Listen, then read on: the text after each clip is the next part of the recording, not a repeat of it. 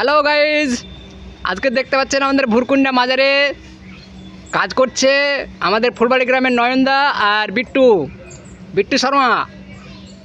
আজকে প্রাইমারের কাজ চলছে, কালকে আশা করি কালার চাপবে।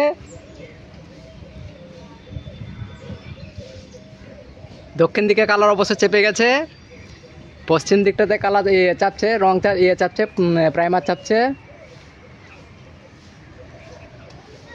এই একজন আমাদের মোটো, আর ওই যে আমাদের নয়নদা তেঁতুল গাছের ঝোড়ে।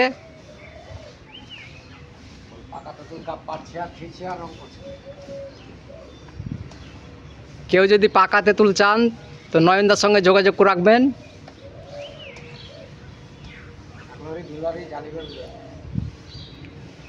বলছে 1 লরি 2 লরি জালি বেল নেবেন, সব ফ্রিতে, কিন্তু পয়সা একটাও লাগবে না। মিথ্যা করে বলছে 1 লরি 2 লরি নয়, তবে 2-4 কেজি 5 কেজি করে যা লাগবে নয়নদার সঙ্গে যোগাযোগ করবেন। ফোন নাম্বারটা অবশ্য